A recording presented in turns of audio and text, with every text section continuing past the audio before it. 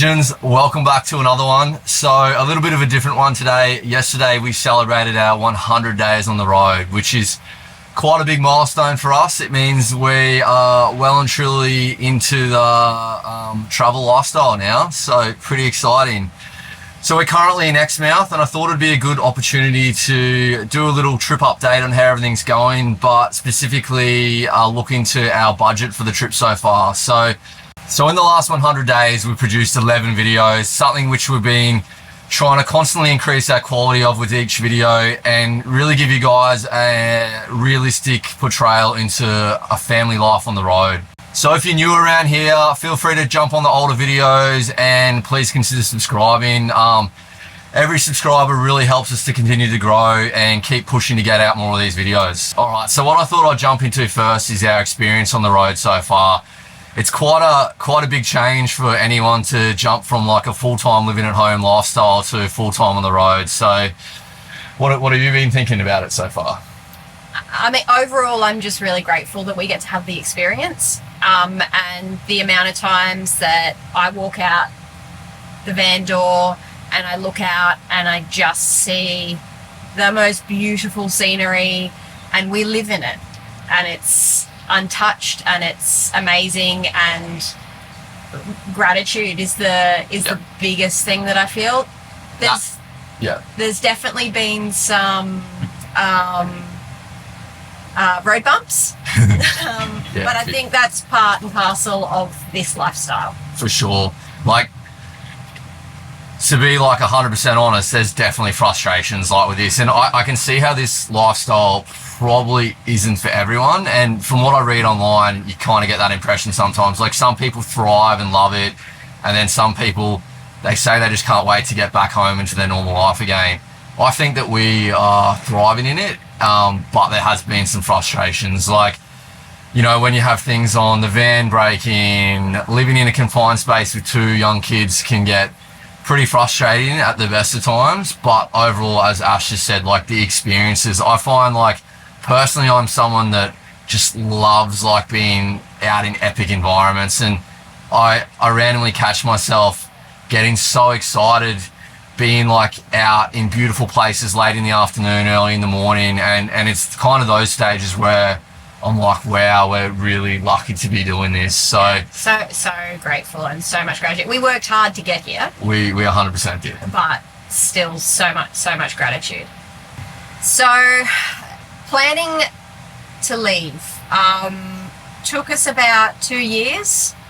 2 years of solid saving. Our goal was to have very little to no debt other than our mortgage when we travelled. So that really guided a lot of the choices that we made. Particularly with like the caravan that we chose and stuff like that. Yeah. So we worked really hard and saved solidly for 2 years, and it became a reality when we bought the caravan. Yeah, and like we only bought that probably about 3 months before we left or something. It wasn't long, and we didn't do any decent size. We did one trip in it before we left. One trip, so that was our shakedown trip. One trip that was, I think, 2 nights away, possibly. No, it wasn't long, but we kind of like, we had this as a goal for years and years, but I don't think we thought it was realistic, or I didn't anyway. And we had like savings targets, but we constantly kept like changing the targets, like moving the goalposts all the time. Which is probably a reason why we purchased the van so late, because we were kind of thinking we're going to go away this year, but then we weren't 100% committed. We were like 98, I'd say, until we bought the caravan, and then stuff really started to happen then. Yeah, so then we had to get our house ready to be rented out, and that was a mammoth job. A massive job. Ash jumped into a full bathroom reno, which we needed to fix up some plumbing underneath the ground, so we jumped into a full bathroom reno. So we were very, very busy before we left to go away. Yeah, it was a stress, and moved all of our furniture into a shipping container. Yeah, super lucky that my parents have acreage, so we were able to buy a 40-foot shipping container and put all of our household belongings into there, which saves a bunch in the long run compared to self-storage. Sure, and it's probably something that we'll be able to resell again later on in the future and get some of our money back. So we were fortunate enough with our trip to be able to have Ash still be able to work her normal hours while we're away, which takes a lot of the stress out of the equation, and it means that we're not just chewing through savings constantly while we're on the road. So we're super grateful that she has an amazing boss that's willing to kind of let us keep doing things like this. Yeah, and I love my job, so Yeah. I'm really, again, grateful that I'm able to be living how I live and doing a job that I love. So yeah, we're super grateful to that. So. I tell you what, guys, we are making some solid lifestyle sacrifices right now to do this video. It's about 40 degrees in Exmouth, and we are sitting here with the windows open and no aircon, because our aircon literally sounds like a truck taking off in first gear going 100 k's an hour down the highway. So windows open, we're sitting in, what's the Caravan temperature? 32. Yeah, 32. it's only 32, but I'm getting some solid sweat going on my my head at the moment. But yeah, You could show them my little your little hack. my little pipe cleaner. Yeah, so in regards to me working before we went away, so I had been in my role for over 10 years, and I had probably what you consider quite a high-paying role, which allowed us to really quickly save once we knuckled down. The negatives of that for me was it really started to take quite a toll on my mental well-being, is probably the easiest way to say, over the last kind of 3 or 4 years at work. So I probably hung in at that job for a couple of years longer than I should have hung in, and it had quite a profound impact on me and the family as well. But like on the flip side, we were able to now do something like this. So I think the sacrifice was worth it, when in hindsight, now that we're looking back on it. One of my really good friends, Caleb, has recently done a short film that he's released this week, kind of based around my experiences of the past few years. It's amazingly filmed, and it makes us look like proper big grade rookies, I think. I might chuck in a short excerpt of that now, but if you guys want to jump on and check out the full video, I'll chuck the link down below, and please give Caleb a follow and subscribe. Yeah. It's insane that a channel like us has more subscribers than him, and it just shouldn't be that way. So please jump on it and check it out. Yeah, he's incredible. He's an incredibly creative Yep. filmmaker.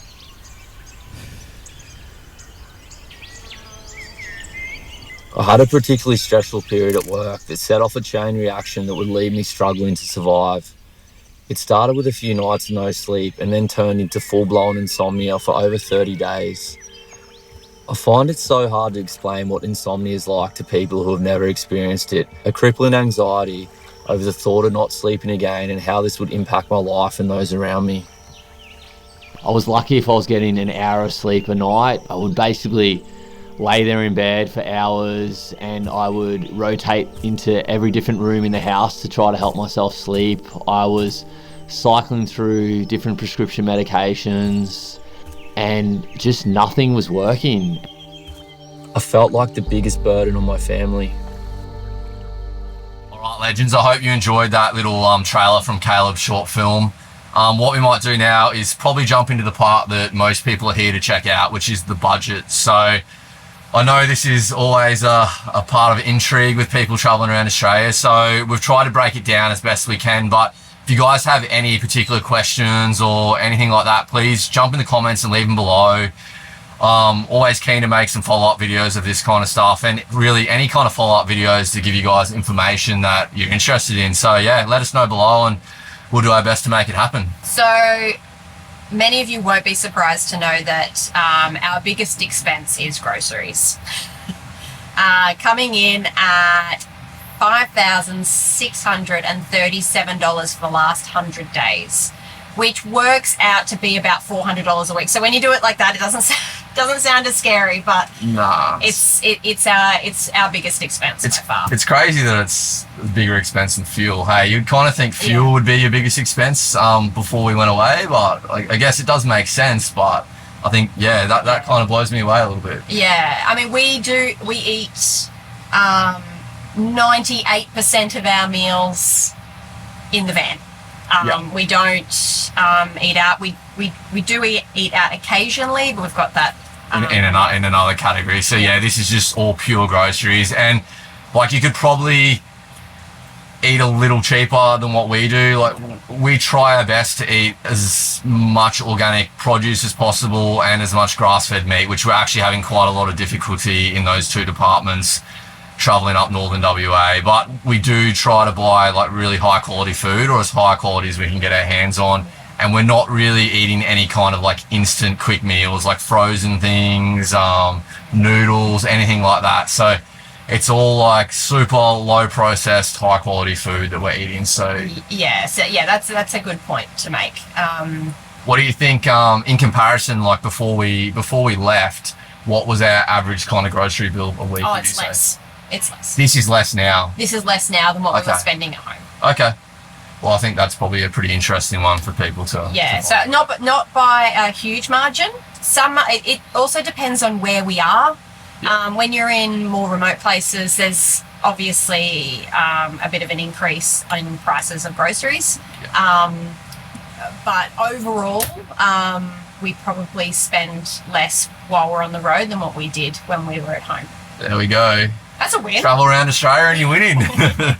So probably the next big ticket item and number 2 on the list is fuel. So we are currently at $4,011 and we have done roughly 12,000 Ks so far. So basically our journey started off from Queensland. We headed down through inland New South Wales, down into the Eyre Peninsula in South Australia. Then we went across into WA, right up kind of through inland WA, and we're currently up towards the top part of WA at Exmouth at the moment. So we find the Troopy is averaging between 17 litres and 20 litres per 100 Ks, which I'm pretty happy about from what I've seen. It is a heavy vehicle and it is towing the caravan and stuff. So I think overall it's doing pretty well. Fuel price wise, to be honest, I feel like most of the trip has been cheaper than back home in Queensland. Like most of our fill-ups are more around the $1.80 mark. Occasionally, I think maybe on the Nullarbor on that we paid around $2.20 something, and we have had the odd fill-up around that price. But having the dual tanks on the Troopy kind of allows us to use Petrol Spy and plan out a little bit of when we fill up, which I think probably overall in this 100 days, it's probably saved us a bunch of money. For sure. And we also use, we fill up where we can get discounts, 4-cent discounts, wherever we can. So we've got like the G'day Parks app, which gives you 4 cents off with Shell. I think what else? I feel like we've got all the Woolies dockets as well. The Woolies ones. But it's important to note, which we have learned is, so we technically have discounts for Ampol and Shell, but it's not the independent vendors generally don't accept those discounts. But overall, it's probably saved us a bunch of money in the 100 days, I'd say. Between that and planning out where we fill up, I think it is worthwhile putting in that little bit of effort to kind of plan it a bit. So the next one is van maintenance and supplies. Number 3, and our favourite one for sure. Yeah. So this one is pretty high, I think, and I would like to see it not be that high at 200 days. We're a bit of context of this one. So we're at $2,762 for this one, but that does include a set of new 4 tyres on the van, which was around $1,500. That was $1,500. We had a few issues with the solar. We've had to buy some tools. We've had to buy endless screws. Does this also include our extra toilet tank that we bought? Yeah, includes basically anything that we've had to buy for the van is included in that amount. So I would think, because we didn't have long in the van before we went away, there was a lot of learning for us and figuring out stuff that we needed. What would help us. We got the extra toilet canister so we could spend more time off grid. Yep, which has come in handy a few times already. So, I think like if you take the tyres out of the equation, it's really not that bad. I think a lot of them are smaller expenses which add up to a little bit. For sure, yeah, it is. So car costs come in next at $1,317. So what's included in that, and the bulk of that is we had rego due. Yep. So we paid rego. Which is close to $1,200 for a year in Queensland for a V8. So it's quite expensive. So that takes up bulk of that money straight away. Yeah, and the rest is just some oil and high pressure washing it. Yeah, which we have been trying to do regularly when we head into town. So we've been regularly trying to wash the car and van as much as possible, because we find that it triggers us a little bit when it's just really dusty and dirty, and every time you open the doors, like, your hands are getting red dust on them. So we do try to do that as much as possible, and I think overall it's good for the car. We are still yet to do a service, so it is actually overdue now, and we need to get onto that ASAP. We have been topping up the oil, and I also did buy, before we left, some replacement parts that we haven't actually had to use yet, but that isn't included in this. It's not included. So next on our list is paid sites to stay at. So I think this checks in at number 4 and is at $1,635, which averages out to around $16 a day. We would love that to be a bit less, but I think kind of before we went away, had dreams of just camping, free camping off-grid all the time. But the reality is it's just not as easy as that to do. There a lot of areas there isn't a lot of free camps. Maybe if we didn't have the whole family with us and we were just sleeping in the troopy and that, you could do a lot of little dodgy free camps and stuff like that. But with a big rig and caravan and that, it makes it a lot harder to do that. So we've also found it is nice just sometimes to go into a caravan park, be hooked up with power, maybe have a pool, a playground, and just do a bunch of washing and get a bunch of work done. So although we try not to do that too often, it is something that we do enjoy to do sometimes. So a lot of this stuff is made up with caravan parks. Is probably the bulk of that money, I would say, because they're the most expensive. Like, I would say probably averages out between $70 or $80 in a lot of spots per night. Yeah, for sure. Yeah, it's not often cheaper than that. And then there's a bunch of like national park or council-based camping in there. So the Air Peninsula, through airpeninsula.com website, that was amazing value when we were over there. It's gone up quite a bit now that we're in WA. So definitely not as cheap to camp off-grid over here, but it's still a lot cheaper than caravan parks. Yeah, for sure. Just having a perv on a troopy out here. Exmouth must be the capital of troopies in Australia. Like, Troopy Central. every time we drive out of the caravan park, we will see at least 2 to 3 troopies just driving around the street. And some nice ones. Some nice ones. Yeah, they give me envy. Lots of envy. Rear bars. Every troopy has rear bars, and all I want to do is get a rear bar. So maybe one day. One day. All right, mobile phone plans. So we are at $192 for that. A bit of context, Ash and I are both just running, not prepaid, but monthly plan LD Mobile, which we've been on for years and years. So overall, not too big an expense with that. And probably areas where we don't have reception that's probably some others with full Telstra will have, but we do have Starlink. So it's not really as big a consideration for us, that one.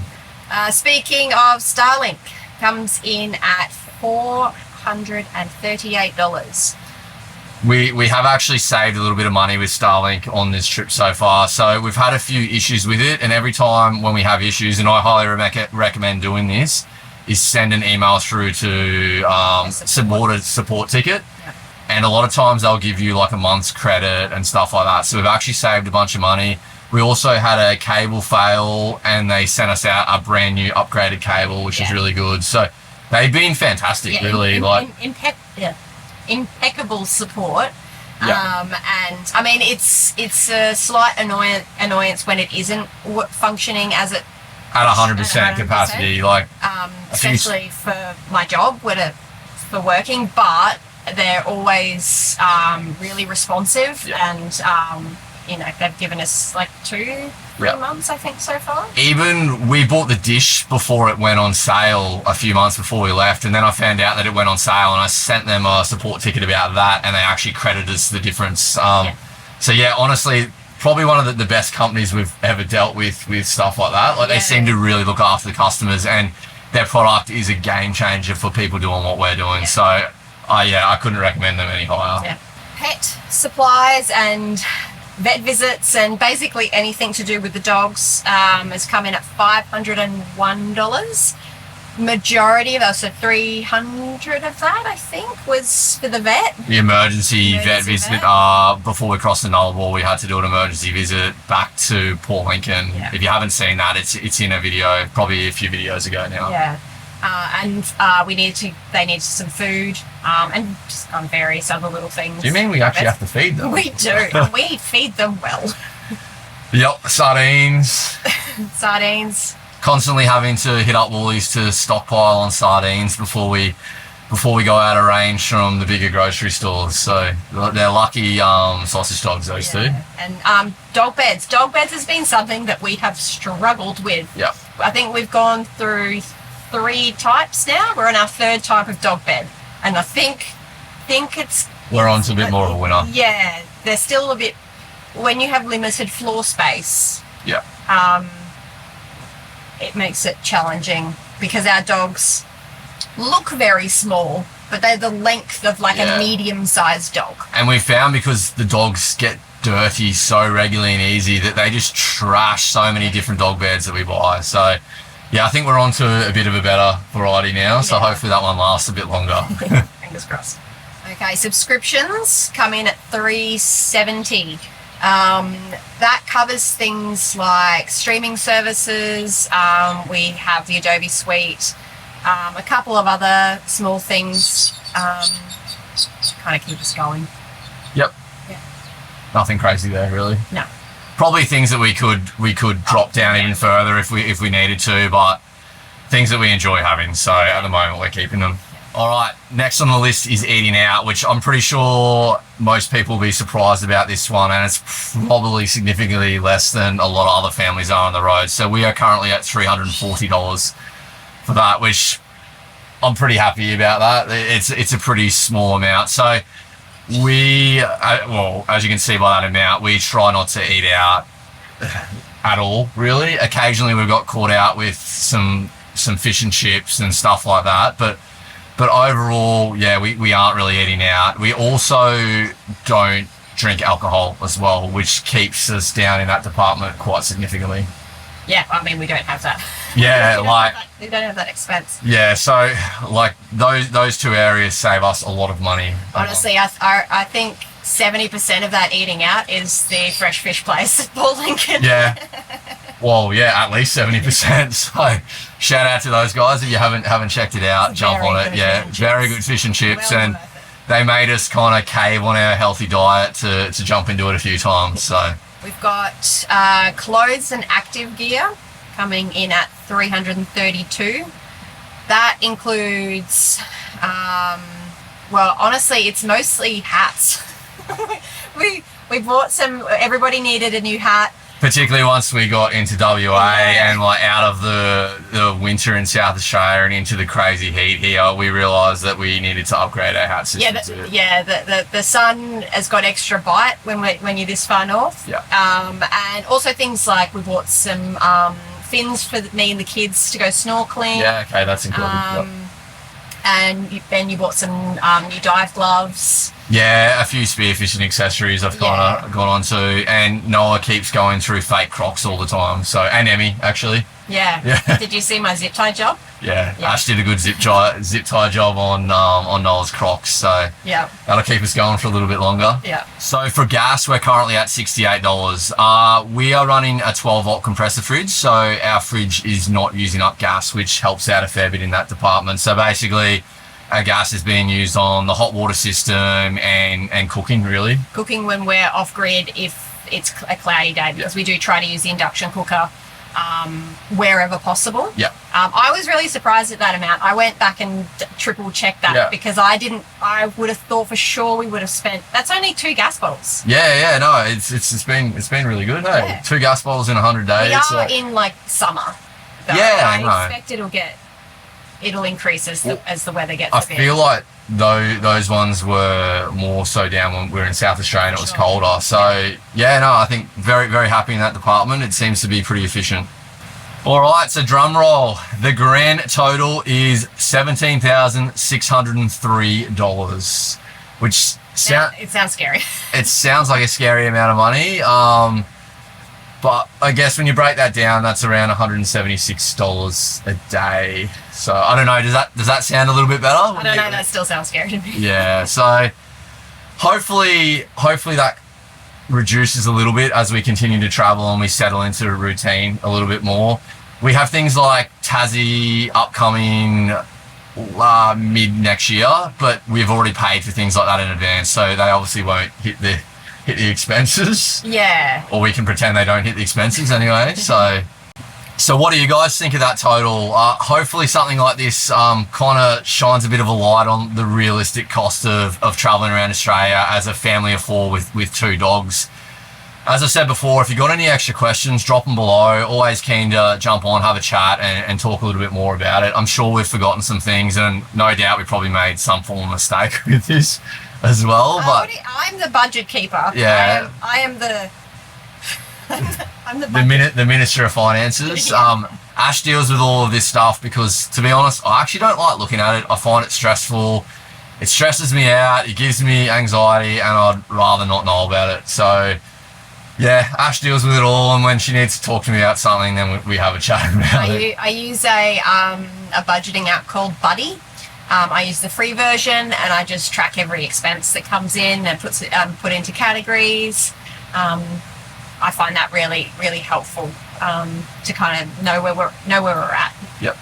So probably one thing I thought it would be worthwhile touching on is the fact we've had it addressed a few times. The fact that we don't have a crazy expensive caravan or like a crazy full off-road van. Even though this thing does a pretty good job at being able to tow it down most tracks, it's got decent clearance, but you do find that a few screws rattle loose and things break and stuff like that. So people being like, why don't you get a full off-road van, everything like that. And look, I understand it, and to be honest, we would love that. That would be amazing.